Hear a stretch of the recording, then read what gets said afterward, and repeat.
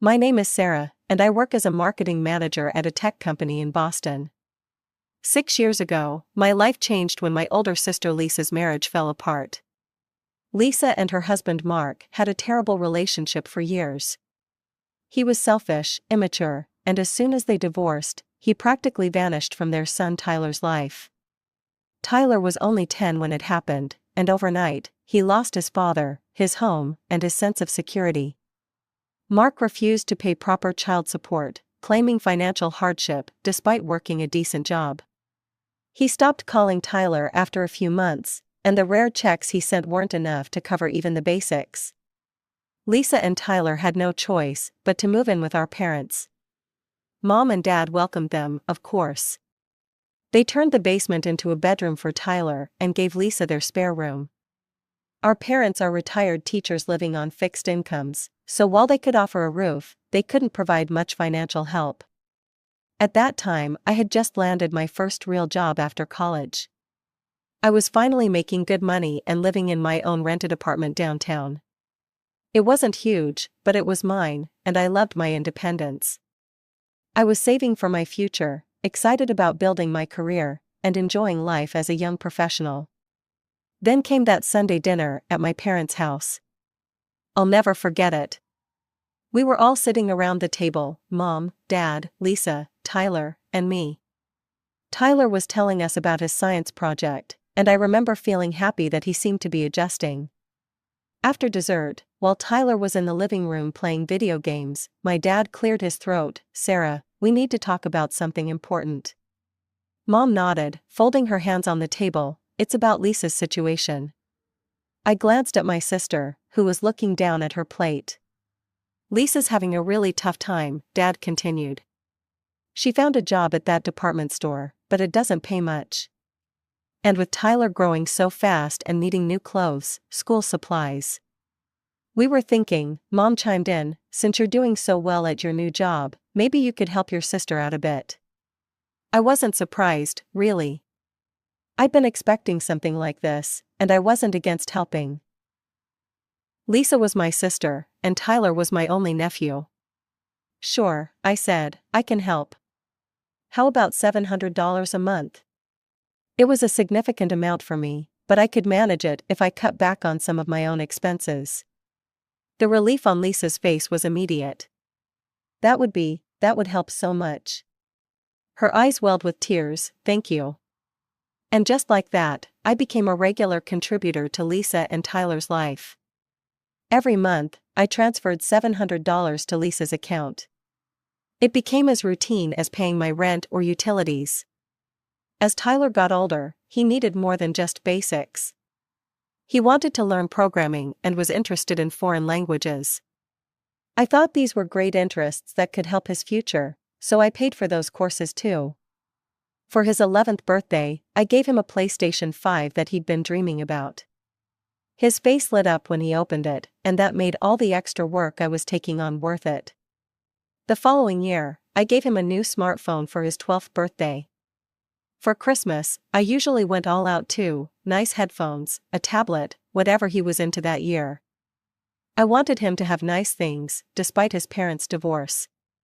Lisa eventually moved out of our parents' house, finding a small 2-bedroom apartment for her and Tyler. I helped with the security deposit and first 3 months of rent to get them settled.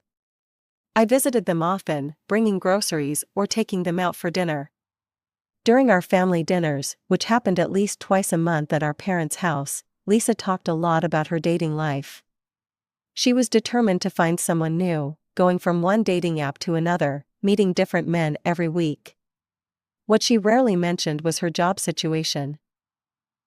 I knew from our parents that she was constantly jumping between positions, retail stores, administrative work, waitressing, never staying anywhere long enough to build a career. My parents were covering most of her basic expenses while my money went to extras for her and Tyler. A year after I started helping Lisa, I received a significant promotion at work, almost doubling my salary. I was thrilled and decided to start saving for a down payment on my own apartment instead of continuing to rent. At the next family dinner, Dad asked how work was going. Actually, I have good news, I said, smiling. I got a big promotion. I'm thinking of saving for my own place now. Lisa's head snapped up. A promotion? How much more are you making? I hesitated but answered honestly, it's nearly double what I was making before. Lisa's eyes narrowed slightly. Well, she said, her voice taking on an edge I recognized from childhood arguments, that means you can afford to help me twice as much too, right? $1,400 a month instead of $700? I almost choked on my water. What? Lisa, that's not. It's only fair, she interrupted. If you're making twice as much, why shouldn't Tyler and I benefit too? We're family. I looked at my parents, expecting them to say something, to point out how inappropriate this demand was. Instead, they both nodded. Your sister has a point, Sarah, Mom said quietly, family helps family. And it's not like you have children of your own to support. I felt cornered. 3 pairs of eyes were staring at me, waiting. Tyler was the only one not present, having gone to a friend's house after eating. Actually, Lisa said, leaning forward, $1,500 would be better. Tyler needs braces soon, and his programming courses are getting more expensive. Under pressure, feeling like I had no choice, I nodded, fine, $1,500 a month. But as I drove home that night, I couldn't shake the feeling that something wasn't right in this arrangement. It felt less like helping and more like an obligation, or worse, an expectation. The new financial arrangement settled in quickly. Every month, $1,500 left my account and went into Lisa's. I had to cut back on my own expenses and extend my timeline for saving up for a down payment, but I managed. I told myself it was temporary. Eventually Lisa would find a stable job and get back on her feet. When Tyler's 13th birthday came around, I showed up at my parents' house with a mid-range electric scooter. Something told me I needed to set a boundary. Tyler seemed pleased enough when he opened it, but Lisa sat in the corner with a sour expression all evening. I probably didn't live up to her expectations. The next 2 years passed in a similar pattern. I kept sending money, though I started to notice that Lisa's social media showed frequent restaurant outings, new clothes, and weekend trips that seemed beyond what her part-time retail job could support. Meanwhile, I was putting in extra hours at work, taking on additional projects, and slowly building up my savings for a place of my own. Finally, at 31, I managed to buy my first apartment. It wasn't grand, a 1-bedroom unit in a decent but not fancy neighborhood, but it was mine. The down payment had taken every penny I'd saved, and the mortgage payments were steep, but I felt proud. I decided to host a housewarming party. I invited family, friends from work, and a few neighbors. When Lisa and Tyler arrived, her eyes darted around, taking in every detail of my new place. Tyler, now 14, muttered a congratulations and immediately asked for my Wi-Fi password. Later, as I was refilling the snack bowls in the kitchen, I overheard Lisa whispering to one of our cousins. Tyler and I deserve a place like this more than she does. We're the ones cramped in that tiny rental. My hand froze mid-reach for the chips. The unfairness of her statement stung, but I decided not to confront her. This was my special day, and I wasn't going to let her ruin it. Over the next year, I noticed a new pattern emerging. Tyler, now 15, began dropping hints about cars whenever I saw him. It started subtly, mentions of friends whose parents were already planning their 16th birthday presents, casual comments about which models he thought were cool. At first, I didn't think much of it. Most teenagers get excited about driving. But then I noticed Lisa posting photos of Tyler on her social media, standing next to shiny new cars at dealerships, captions like, "Someone's getting excited about his birthday next year." One photo showed Tyler behind the wheel of a new Audi, with the caption, "Trying out his dream car. Now we just need a generous fairy godmother to make it happen." I laughed when I saw it. The manipulation was so obvious it was almost comical. A new car? The latest smartphones and laptops I'd given him over the years had already stretched my budget. But a car, especially the luxury models they were posing with, was on an entirely different level. 2 weeks before Tyler's 16th birthday, Lisa called to confirm I was coming to the party at our parents' house. Of course, I said. I wouldn't miss it.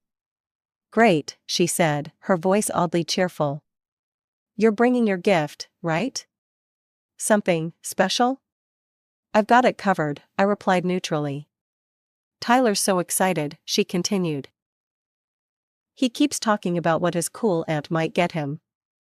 I refused to take the bait. I went online and ordered the latest iPhone model for Tyler, an expensive gift by any normal standard. I thought it would be practical, something he'd use every day. I had it gift wrapped and tucked a nice card inside, genuinely hoping he'd appreciate it. On the day of Tyler's party, I arrived at my parents' house to find it filled with relatives, some of Lisa's friends, and several of Tyler's classmates. The atmosphere was festive, with balloons and streamers everywhere. When it was time for presents, everyone gathered in the living room. Tyler opened gifts from his friends first: video games, headphones, gift cards. My parents gave him an expensive watch. Then Lisa handed him an envelope. From me, sweetie, she said. Tyler opened it and pulled out a card. Inside was a voucher for driving lessons. Thanks, Mom, he said, giving her a hug. Then he looked around expectantly. Is that everything? Lisa's eyes fixed on me. Sarah still has her gift. All eyes turned to me as I handed Tyler the neatly wrapped box. He took it, and I noticed a flicker of disappointment cross his face even before he opened it. He tore off the paper, opened the box, and stared at the new iPhone. Then, without warning, he tossed the box onto the coffee table with a clatter. Seriously? This is it? The room went silent. I felt my cheeks burn with embarrassment. Tyler, I began, I thought.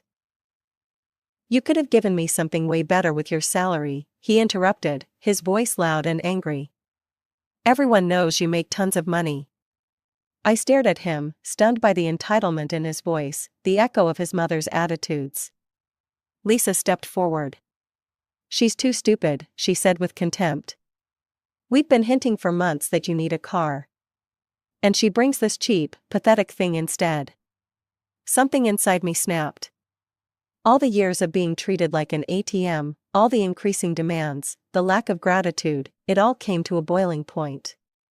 I slammed my hand down on the table, making everyone jump. Enough, I shouted. I am sick and tired of supporting you and your son, Lisa. I've given thousands of dollars over the years, paid for classes, birthdays, everything. And this is the thanks I get? Entitled demands for a car. I grabbed the iPhone box from the table. If you don't like my gift, fine, I'll take it back. But I am not buying a car. The room was dead silent. Tyler looked shocked. Lisa's face had turned red with anger. Our relatives shifted uncomfortably, avoiding eye contact. No one spoke as I collected my purse and jacket. I drove home in tears, my hands shaking on the steering wheel. I couldn't believe what had just happened. 6 years of financial support, and this was how they treated me? Like I was nothing but a wallet with legs? My phone started ringing as soon as I got home. Lisa, I rejected the call. Then my mother, rejected. My father, rejected. They called one after another, like they were taking turns. I turned my phone to silent and poured myself a glass of wine, trying to calm down. Around 9 p.m., I checked my phone. 12 missed calls and a flood of text messages. I reluctantly opened them. Mom, Sarah, you embarrassed us in front of everyone, call me back immediately. Lisa, how dare you walk out like that? Tyler is devastated. Dad, we raised you better than this, your behavior was shameful. Lisa again, you're selfish and greedy, always were. You owe Tyler an apology and a proper gift. The messages continued, each one more accusatory than the last. Not one of them acknowledged that maybe, just maybe, Tyler's reaction to an $1,100 phone was inappropriate. Not one considered that I had any right to decide how to spend my own money. I didn't respond. I needed time to think, to process what had happened. I took Monday off work and spent the day in my apartment, ignoring the continuing calls and messages. By Tuesday, the tone of the texts had shifted from angry to manipulative. "Mom, we're your family, Sarah, family sticks together no matter what." "Lisa, Tyler's really upset, he cried himself to sleep, he thinks you hate him." The guilt-tripping might have worked before, but something had changed in me. I was seeing the pattern clearly for the first time, how they had progressively demanded more and more, how my generosity had been reframed as an obligation. Wednesday evening, Lisa called again. This time, I answered. "Finally," she snapped, "I've been trying to reach you for days." "I know," I said calmly, "I needed time to think." "Well, while you've been thinking, I've been dealing with a heartbroken teenager." "You need to make this right, Sarah." "Make what right, exactly?" "That I didn't buy your son a car?" She sighed dramatically. "Look, we can move past this. Tyler will accept your apology if you make it up to him with the right gift." "No, Lisa," I said firmly, "I'm done. I'm not buying Tyler a car. And starting now, I'm not sending you money anymore." There was a moment of stunned silence before she exploded. "You can't do that. We depend on that money. You have no right to cut us off." "It's my money, Lisa, I have every right." "You selfish thing," she screamed. "After everything we've been through." "Goodbye, Lisa," I said and hung up. Then I blocked her number, along with my parents. I also blocked them all on social media. I needed a clean break, time to re-establish boundaries without their constant pressure and guilt. True to my word, I canceled the automatic monthly transfer to Lisa's account. The money that would have gone to her stayed in my bank account, and it felt strangely liberating. The next day, I had just returned home from work when I heard loud knocking on my apartment door. I looked through the peephole and saw Lisa and my mother standing there, both with angry expressions.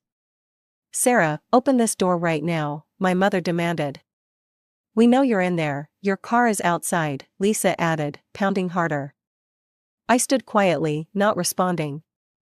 "You can't just cut us off," Lisa shouted through the door. "Tyler needs that money for his programming classes." "Sarah, this is childish," my mother called. "Open the door so we can talk about this reasonably." I finally spoke through the door. "I'm not opening it, I have nothing to say to either of you."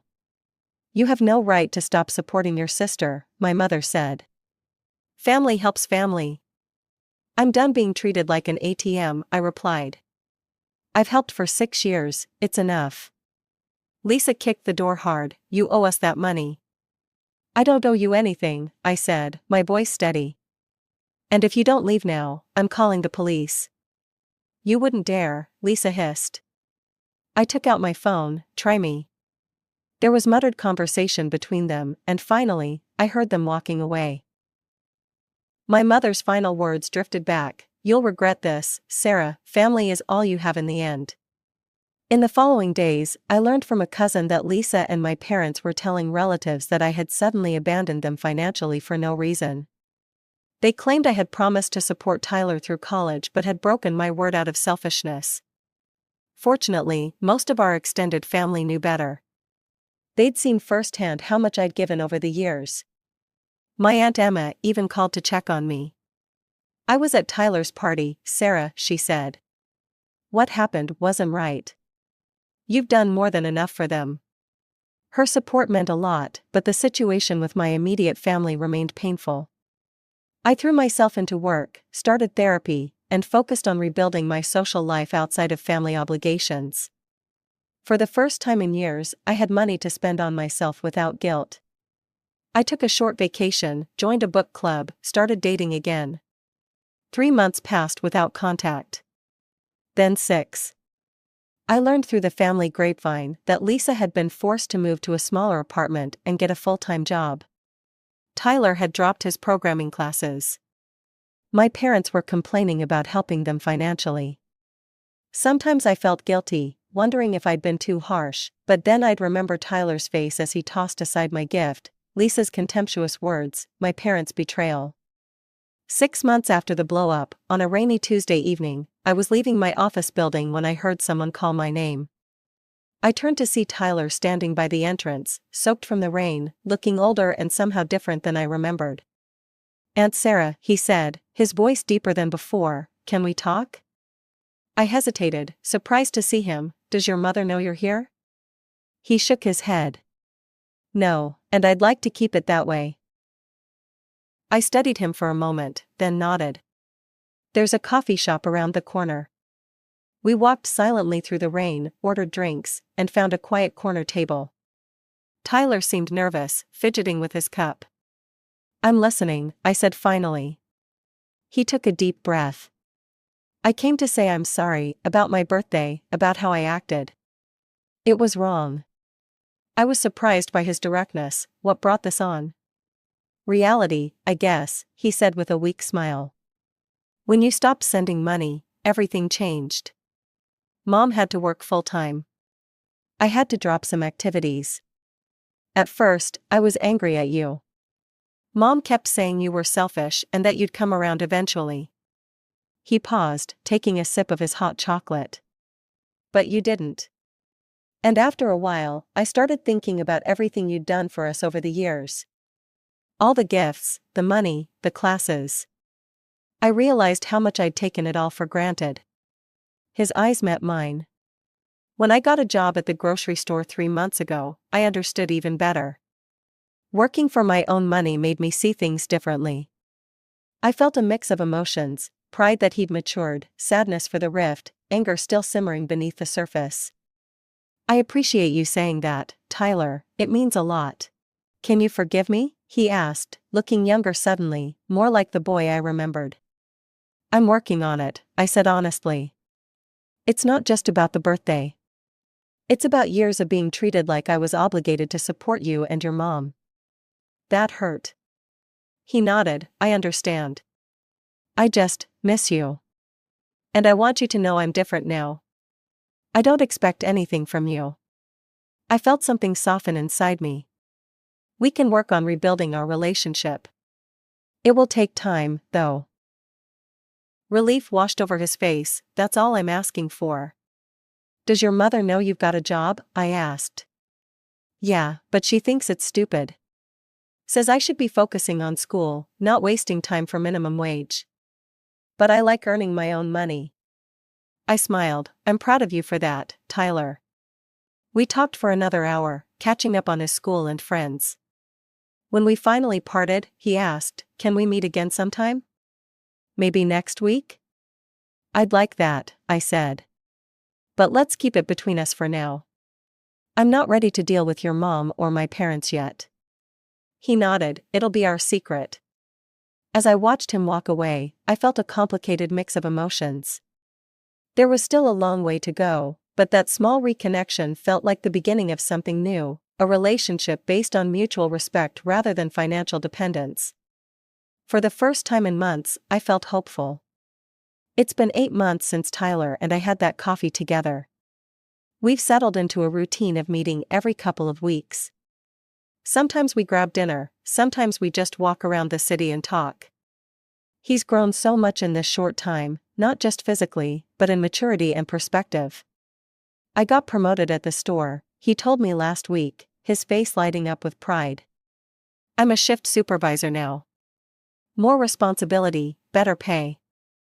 "That's fantastic, Tyler," I said, genuinely proud of him. "How does it feel?" "Good, really good. I'm saving up for a used car," he added with a shy smile. "Nothing fancy. Just something reliable to get around in." I nodded, appreciating the irony, but saying nothing about it. The Tyler who had thrown a tantrum over not getting a luxury car for his birthday was gone. In his place was this thoughtful young man who understood the value of working for what he wanted. Our conversations never involve requests for money, and I don't offer any. It's a clean relationship now, based on genuine connection rather than financial dependence. Sometimes he tells me about his struggles or asks for advice, but never for cash. And that makes all the difference. As for Lisa and my parents, I haven't spoken to any of them since that day at my apartment door. Through Tyler and other relatives, I know that Lisa continues to struggle financially. She jumps from job to job, never quite finding stability. My parents still support her, covering her rent when she falls short and helping with Tyler's school expenses. Sometimes I wonder if I should reach out, try to mend those relationships. But then I remember how they treated me, not as a daughter or sister, but as a resource to be exploited. The wound is still too fresh, the betrayal too deep. Maybe someday I'll be ready to forgive them, but not yet. For now, I'm focused on healing myself and nurturing the one family relationship that's proven worth saving. Tyler keeps our relationship secret from his mother and my parents. Mom still gets angry whenever your name comes up, he told me once. And Grandma and Grandpa take her side. It's easier if they don't know we talk. I found peace in this new arrangement. My financial situation has improved significantly without the drain of supporting Lisa.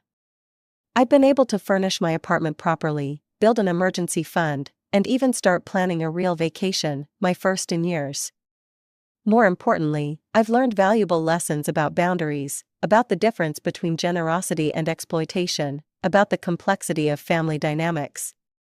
I've learned that sometimes the most loving thing you can do, both for yourself and others, is to say no.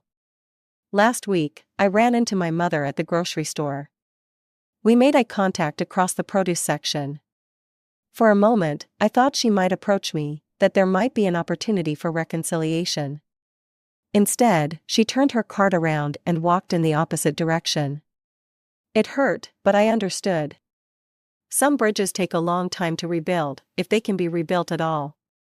I'm not closing any doors permanently, but I'm also not rushing to open them. Time will tell what happens with those relationships.